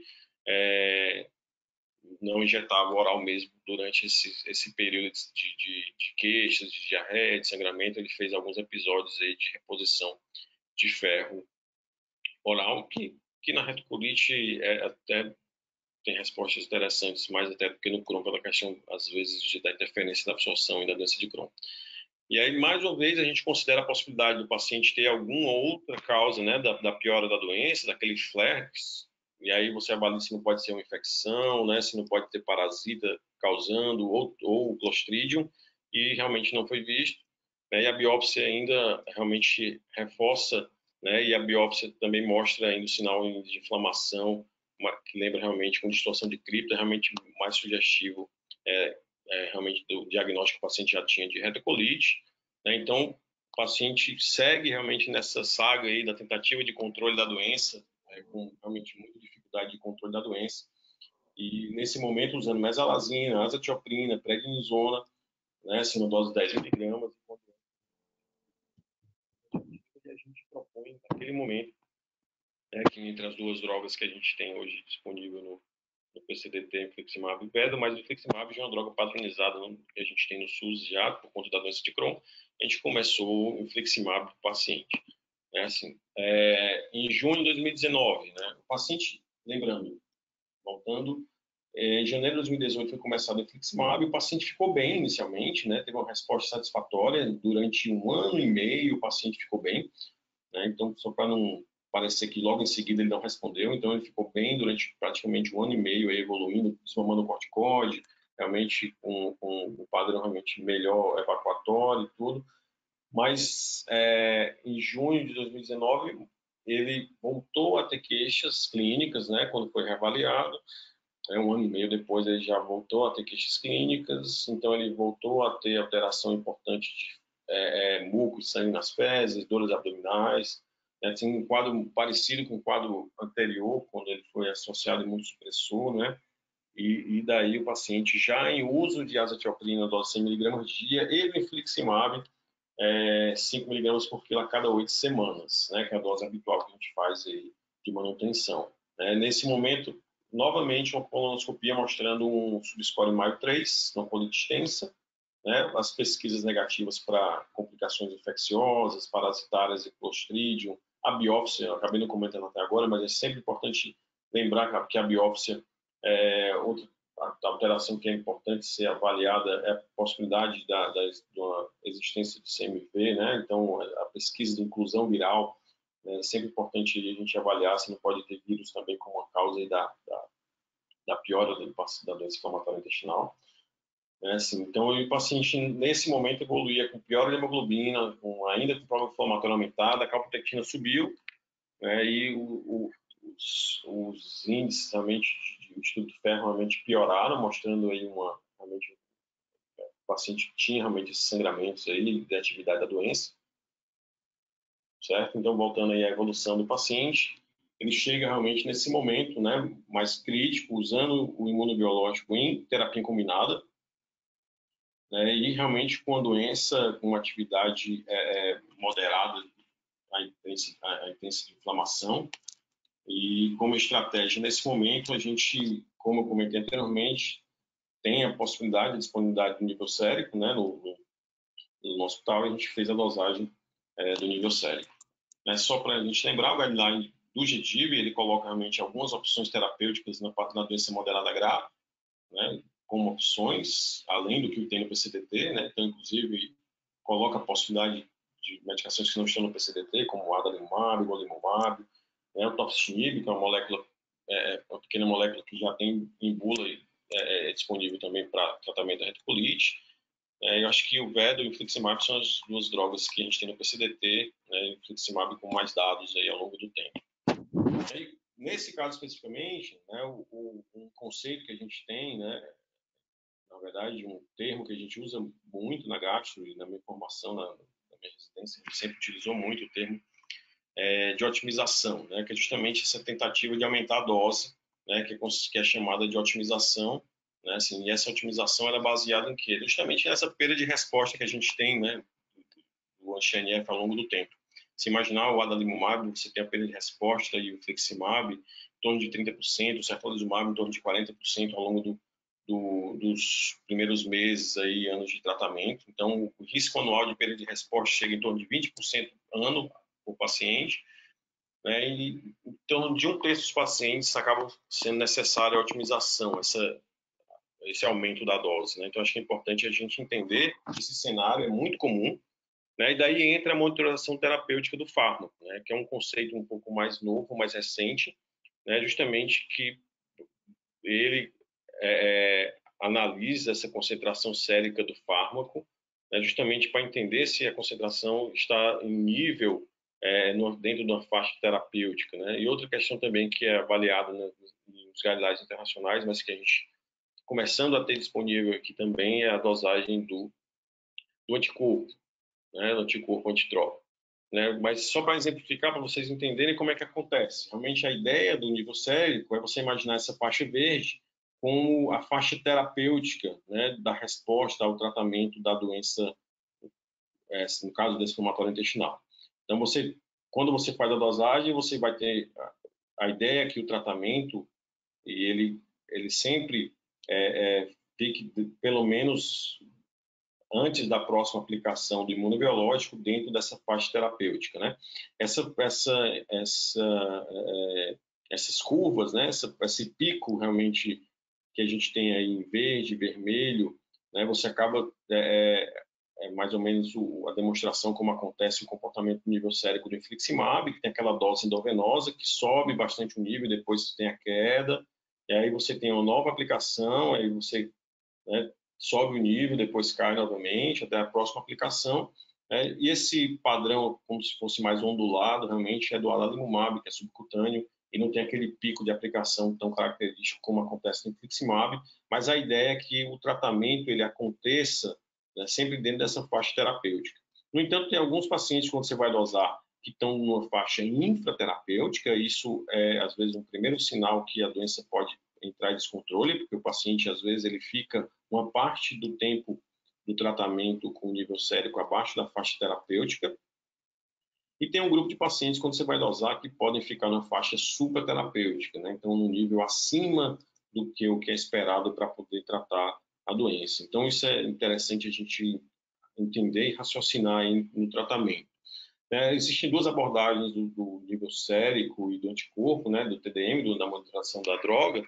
Existe uma abordagem que é mais difundida e os guidelines têm mais realmente embasamento e mais dados realmente que acabam comprovando essa abordagem como sendo mais utilizada e embasada, que é o reativo, e você tem um proativo, né, que é justamente a abordagem onde você faz a dosagem independente dos sintomas do paciente. No reativo, normalmente você faz a dosagem no paciente que está falhando ao tratamento. Então, se o paciente está falhando ao tratamento, aí você faz um TDM reativo, e se o paciente não tem falha, não tem sintoma, e você dosa, aí você considera como se fazendo uma abordagem proativa. Certo? O TDM reativo realmente é o que é mais difundido, o guideline americano, o guideline australiano, tem alguns guidelines que acabam colocando realmente o ECO não coloca ainda não recomenda, né, nem o TDM reativo, né, mas, enfim, acho que vários dados ainda podem ser analisados e outros estudos que possam corroborar essa recomendação do consenso europeu, mas o americano e outros consensos já recomendam o TDM reativo. Que é uma estratégia que tem realmente, comprovadamente, ela é custo-efetiva, né, porque justamente você diminui a possibilidade desse ajuste às cegas, né, da dose do imunobiológico. Assim, então, você tem realmente trabalhos comprovando melhores resultados clínicos, laboratoriais e endoscópicos, inclusive com cicatrização da mucosa, os pacientes que você faz a monitorização reativa, né, e você acaba reduzindo, né, os riscos associados à terapia biológica. Né. Só para a gente poder ilustrar, né, esse estudo realmente acabou realmente mostrando que o TDM reativo versus a otimização empírica, ele realmente é custo-efetivo quando a gente compara o grupo que fez o tratamento seguindo a dosagem de biosérico, a taxa de resposta numericamente foi um pouco maior. Quando a gente compara os custos do grupo de pacientes que fez o tratamento com um anti-TNF dosando o nível sérico versus pacientes que fizeram a otimização às cegas, realmente você vê um custo realmente de tratamento maior. Então, esses estudos que você tem realmente na literatura me trouxeram essa interrogação, né, que a gente chama o termo de otimização. Né? No entanto, a gente já tem diversos trabalhos, estudos provando que isso aumenta custo e não seria um termo mais adequado otimização, né? Daí surge a ideia de um estudo que a gente tem tentado fazer no César Carlos, né, que é o estudo OSH, né, em homenagem ao nosso Nordeste, né, que é justamente uma tentativa de avaliar a terapia otimizada, que é o que a gente tem proposto lá ultimamente, com dosagem do nível sérico, versus a terapia empírica, que é o que é praticado ainda em boa parte dos serviços, né, com otimização às cegas, sem a dosagem do nível sérico. Então, a gente tem proposto realmente essa abordagem lá no serviço, a gente tem tentado e tem conseguido, em diversos casos, dosar o nível sérico, né? Inclusive a gente deixa aberto até para os colegas de outros hospitais também, e outros colegas que precisarem dessa dosagem, a gente deixa essa possibilidade em aberto, sem custo para os pacientes ou para o serviço. A gente tem o aparelho e tem os kits. E aí a gente tem feito alguns estudos realmente como esse que a gente apresentou no SBAD, né? O estudo a apresentação do protocolo OSH, né? Que a gente apresentou no SBAD, no Congresso Brasileiro, que foi aqui em Fortaleza ano passado. Né? E o fluxograma basicamente é esse, né? Que a gente fez baseado no fluxograma da Universidade de Calgary e da Universidade de Alberta, no Canadá, que eles já tinham um nível sérico já desde 2014, e eles, durante um bom tempo, tinham nível sérico sem anticorpo, então eles acabavam utilizando esse fluxograma, e acabei me baseando muito nesse fluxograma para a gente poder fazer nosso trabalho lá e tentar conduzir nossos casos. Então, seguindo aí o nosso caso, né, o paciente dosou nível sérico e bateu aquele valor de 1,2. Né? 1,2, pessoal, é o nível sérico infraterapêutico. E qual o raciocínio que a gente faz a partir do nível sérico infraterapêutico? Né? É justamente para poder ajudar aí vocês entenderem. O paciente infraterapêutico, né, normalmente, você, como opção, já que eu não tenho anticorpo, a gente faz, aí sim, o que a gente chama de otimização de dose, que aí eu estou aumentando a dose baseado no nível sérico. Caso o paciente tenha nível sérico terapêutico ou supraterapêutico, a gente tenta avaliar aí uma opção ou de mudar a medicação ou de otimizar a prescrição, mas aí normalmente não aumentando a dose, já considerando que o paciente já está numa faixa terapêutica ou supraterapêutica, né? Especificamente o nosso paciente está numa faixa infraterapêutica, ele cairia nesse grupo aqui do fluxograma, e daí como opção a gente aumentaria a dose da medicação. E que foi o que a gente fez. Realmente, como no segmento, a gente aumentou a dose da medicação para 10 miligramas por quilo, que é o que é recomendado em bula, e daí o paciente, a gente tem os dados mais recentes dele só do score Mayo, né? Na verdade, o parcial de Mayo, porque a gente não tem o exame endoscópico dele, né? A ideia é que ele faria mais ou menos agora e não pôde fazer o exame, mas a gente já tem um subscore realmente de uma doença bem mais controlada, né, do que no momento que a gente começou a terapia biológica, então mostrando realmente a perspectiva aí de você aumentar a dose baseado no nível sérico com boas respostas, inicialmente desfecho clínico. A gente não tem ainda os demais desfechos. E era isso.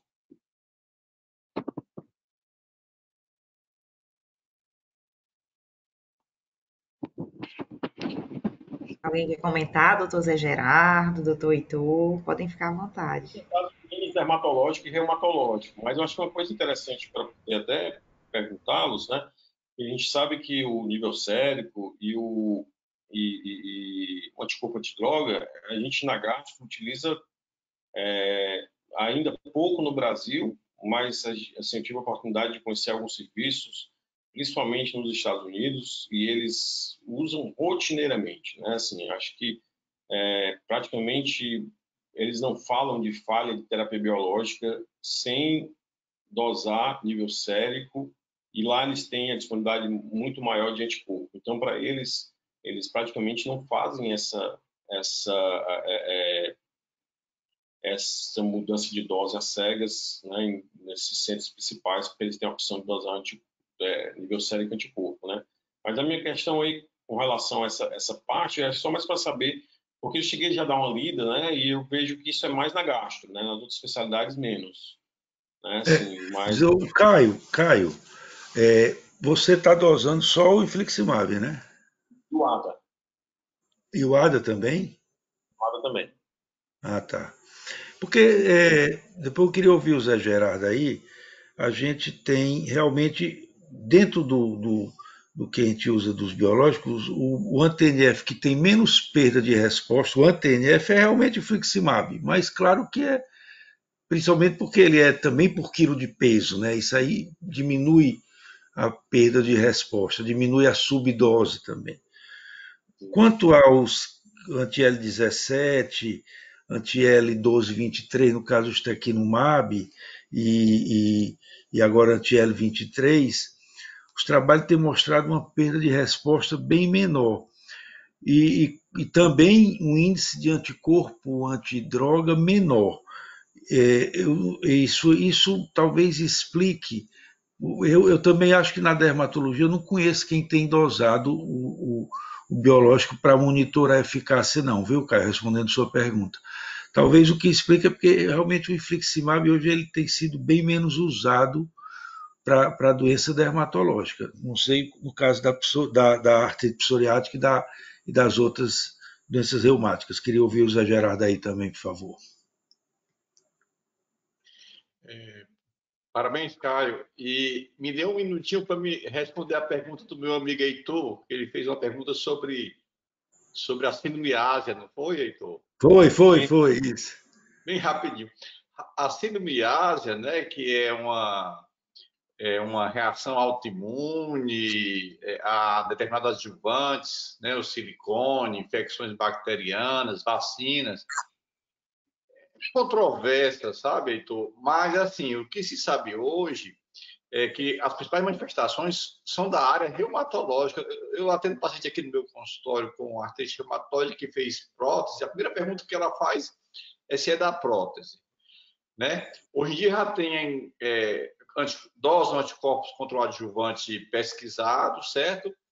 E a comprovação da doença, né, que manifesta-se por artralgias, artrites, mialgias, síndrome da fadiga crônica, doenças desmielinizantes, síndrome do colo irritável, a comprovação dessas doenças só ocorre com a retirada da prótese se a pessoa ficar boa. É como uma doença induzida por drogas, um lúpus induzido por drogas, sabe?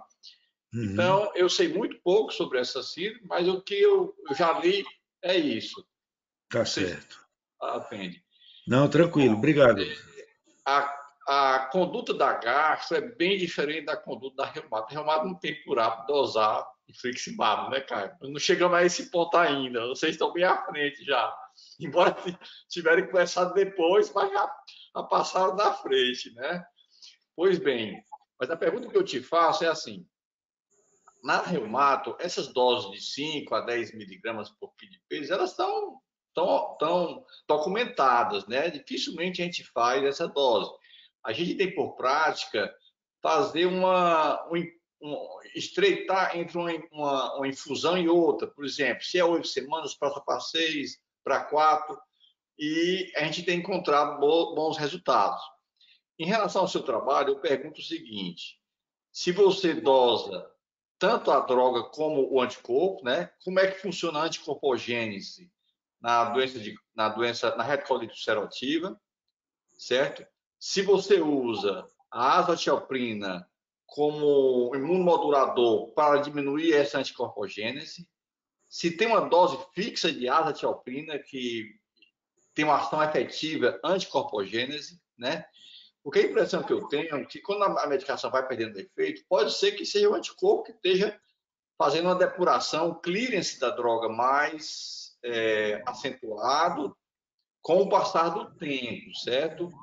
E ainda para concluir, esse seu paciente, você tem alguma experiência com tofacitinib, né, no tratamento da retocolite ulcerativa, que parece que tem mostrado algum efeito benéfico? Sim. Vamos lá, para algumas perguntas. Deixa eu lembro todas. Primeiramente, a gente sabe realmente que a imunogenicidade é um fator bem relevante no mecanismo de falha do tratamento da doença inflamatória, seja Crohn ou retocolite, né? Então, a formação do anticorpo antidroga, que a gente infelizmente não tem disponível ainda, o aparelho que a gente tem, ele atualmente só dosa no Brasil o nível sérico do infliximab e do ADA. Ele também já tem na Europa o kit de anticorpo, mas não, aí está em fase de liberação pela Anvisa para poder, no Brasil, o aparelho que a gente tem disponível também poder dosar anticorpo. É por Caio, isso que... só interrompendo, quando você fala dosa a droga do sérico, significa ela livre, né? Livre de anticorpo. Exatamente. A gente Pronto. faz... E daí, a gente não tem a dosagem do anticorpo, por isso que a gente faz só a dosagem do nível da medicação mesmo, né? Do infliximab ou do adalimumab. E daí a gente tinha esse fluxograma que era feito no Canadá já antes deles terem disponível, e a gente acabou aplicando aqui também. É uma estratégia que a gente usa muito na gastro, né? Eu acho que a questão, talvez, viu, Zé Gerardo, seja até por conta da limitação de drogas que a gente sempre teve na gastro, e a gente, por conta de ter menos opções terapêuticas, a gente sempre teve que meio que Eu acredito.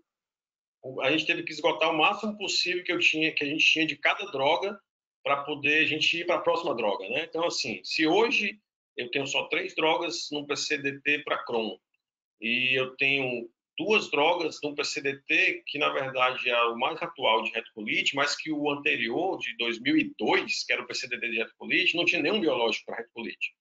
Então, você imagina a escassez que a gente tem de medicações, então a gente tem que ter estratégias de esgotar o máximo que a gente podia de cada droga, né? Aumentando dose, dosando nível sérico, enfim. Acho que talvez até por isso o nível sérico é mais praticado na gastro, porque na reumato é bem mais comum, quando está respondendo, você muda a droga, né? E daí não tem essa preocupação de dosar nível sérico, né? Assim, de você querer insistir naquela droga como opção. Mas então tem uns pacientes que realmente a gente acaba tendo que insistir naquela droga e o nível sérico ajuda nesse sentido. A gente sabe que o nível sérico isolado, você tem uma informação incompleta quando o nível é infraterapêutico. Porque o nível sérico pode ser baixo porque eu tenho anticorpo que está causando aquele nível sérico baixo, e eu posso ter nível sérico baixo, mas não imunomediado, não causado pela presença do anticorpo. Então, essa informação hoje, no paciente que tem nível sérico infraterapêutico, como esse caso do nosso paciente, né, ele tinha nível sérico infraterapêutico, mas eu não tenho, nesse caso, a certeza se isso foi mediado por anticorpo ou não. Então, com o tempo, a gente espera ter disponível anticorpo para ter essa certeza absoluta.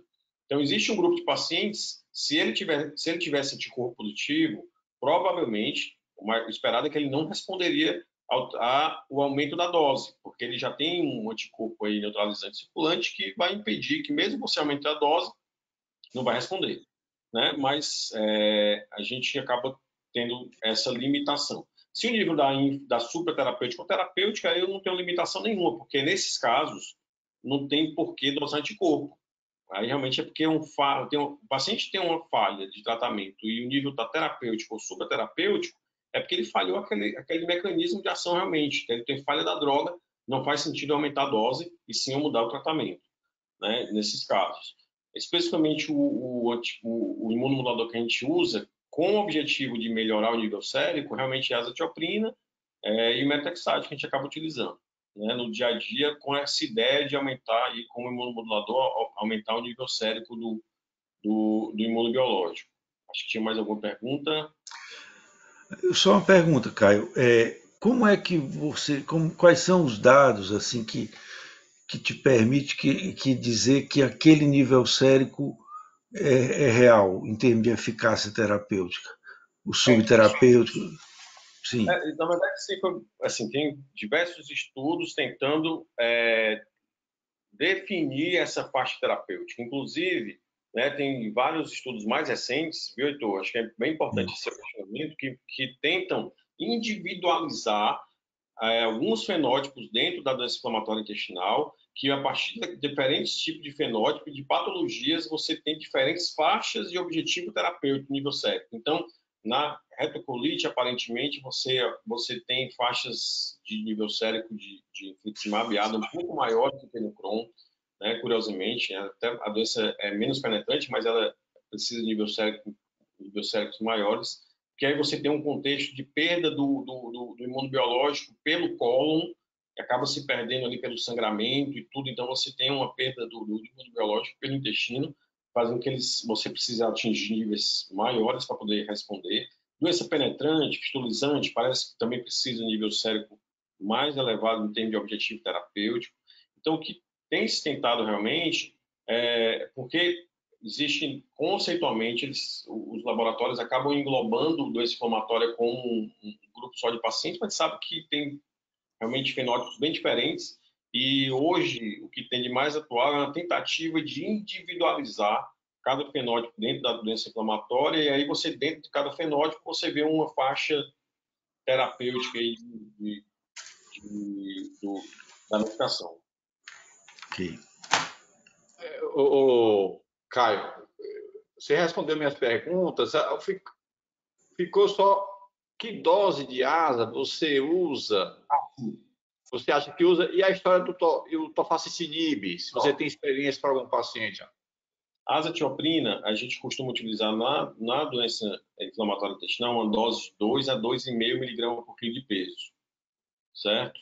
Tem alguns contextos, às vezes, que você precisa baixar a dose, e aí tem alguns casos que a gente, às vezes, faz uma dose mais baixa, com essa, às vezes, só um comprimido de 50 miligramas, pensando só na questão da imunogenicidade, mas e não na terapia, porque ela tem um efeito no tratamento, principalmente da doença inflamatória, né, que acaba sendo sinérgico, que além de afetar com o imunomodulador, a azatioprina, metaxate, eles acabam também tratando a doença, né, então tem um efeito sinérgico. Quando a gente quer um efeito só mais imunomodulador, você pode ter como opção fazer uma dose um pouco mais baixa, de 50 miligramas e tudo. Mas, via de regra, para tratar a doença, a gente usa 2 a 2,5 miligramas por quilo de peso, certo? E o tofacitinib é uma das drogas que a gente sabe chegou mais recentemente para tratar a retocolite, né? Tem indicação em bula para retocolite, para Crohn não, mas é uma droga que diversos estudos colocam como uma droga bem interessante em termos de resposta, apesar de ser uma droga oral que tem uma resposta rápida, inclusive, de ação. Tem estudos mostrando com resposta de dias, né? 2, 3 dias com melhora do sintoma da retocolite, né? Apesar também do mecanismo, apesar de ser uma droga oral, realmente com boas taxas de resposta, remissão clínica, remissão endoscópica, né?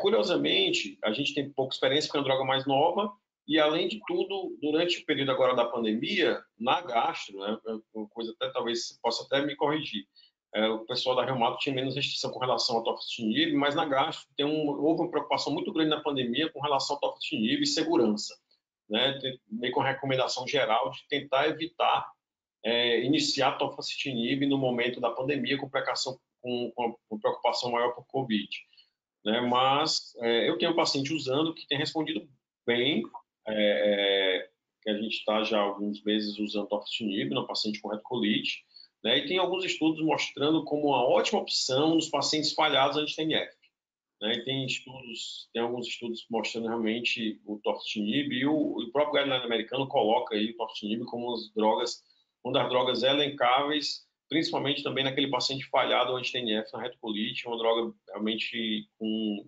boas respostas. Caio, posso falar, Caio? Pode, doutor. Viu, Zé Gerardo? Só um dado interessante, o tofacitinib, ele hoje, para a gente, ele surgiu como ele inibe JAK-STAT, né, expressão de JAK, aquele sinal de ativação, transdução, ele iria até lá o núcleo, né, ou seja, ele inibia a ativação de todas as citocinas. E aí, pronto, é um medicamento salvador para psoríase, foi muito ruim para psoríase. Da reumato está se usando mais para artrite reumatoide, não é isso, Gerardo? Isso, doutor. Pronto. Exatamente. Mas para a gente, rapaz, fenomenal o elenco de trabalhos do tofacitinib para dermatite atópica grave, para alopécia areata, aquelas universal que o paciente tem regredido, e para vitiligo e explosão. Só para mostrar assim a importância de hoje a gente estar pensando biologicamente, como se diz em todas essas nossas Interessante. áreas. Pois é. Só para dar o dado aí para vocês. Muito interessante. Bem interessante. Queria saber se alguém que está assistindo a palestra tem alguma dúvida, queria comentar alguma coisa. Pode ficar à vontade para perguntar.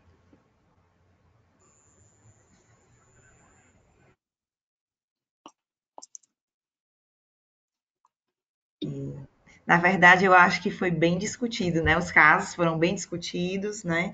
A gente realmente vê a profundidade enriquecedora dessa discussão. Falamos de síndrome ásia, falamos de clofazimina, a experiência do Dr. Heitor, o pioderma, né?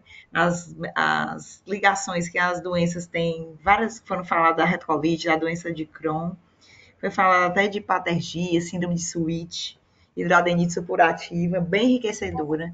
Queria também dar os parabéns ao Caio por esse protocolo OSHA aí, que eu acho que é um projeto piloto assim no Brasil, né, com referência do Nordeste, com esse nome aí, adorei. E achei super interessante, né, porque a gastro foi exatamente o que o doutor Zé Gerardo falou. Começou um pouco depois, mas aí já começou com um nível sério, que isso é bastante interessante, né? Queria agradecer imensamente a presença de vocês, achei excelente todos os comentários, achei que a gente aprendeu muito com todos vocês e queria finalizar então agradecendo todos os participantes, né? E os nossos palestrantes maravilhosos, que com certeza receberão outros convites para palestrar dessa forma, que foi muito interessante. Obrigado. Obrigado, Mariana. Boa noite. Boa noite a Obrigado. todos. Boa noite. Tchau, gente. Boa noite. Parabéns, Caio. Parabéns, Caio. Você foi Muito bom, brilhante. Caio. Parabéns. Excelente. Parabéns, Excelente. Caio. Tá